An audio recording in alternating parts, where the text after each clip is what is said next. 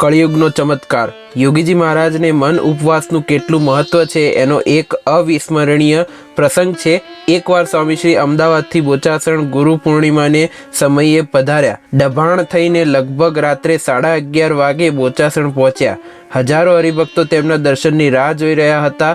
સ્વામીશ્રી ખૂબ જ શ્રમિત હતા, છતાં સભામાં બિરાજી સૌને દર્શન અને આશીર્વાદ આપ્યા પછી ઉતારવામાં પધાર્યા। લગભગ 12 વાગ્યા હતા। બધા ઊંઘથી ઘેરાતા હતા। વિદ્યાનગર છાત્રાલયના 60 યુવકો સ્વામીશ્રીના દર્શને આવ્યા।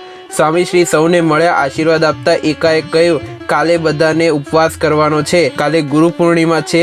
નિર્જળા ઉપવાસનું બહુ ફળ બધાને સહર્ષ આ આજ્ઞા ઝીલી લીધી। પંચ વિશે પ્રચુર વાતાવરણમાં વ્રત ઉપવાસ અને દેહ દમનની ભાવના જ્યાં હાંસી પાત્ર ગણાય છે, ત્યાં યોગીજી મહારાજના વચને હજારો યુવાનો અને બાળકો નિર્જળા ઉપવાસો કરતા એ કળિયુગનો એક અદ્ભુત ચમત્કાર રહ્યો છે। ભગવાન પ્રગટ છે એની પ્રતીતિ થયા વગર રહેતી નથી। ગુણાતીતાનંદ સ્વામીએ વાતોમાં પણ કહ્યું, અહીં એક ઉપવાસ કરે, બદ્રિકાશ્રમમાં 100 ઉપવાસ કરે તે બરાબર છે। પંચ વિષય, જાતિ, સ્વભાવ અને દેહના ખંડનની વાતો તથા આત્મા પરમાત્માના વિચારની વાતો તો સ્વામીશ્રી પાસે પ્રસંગોપાત થતી જ હોય।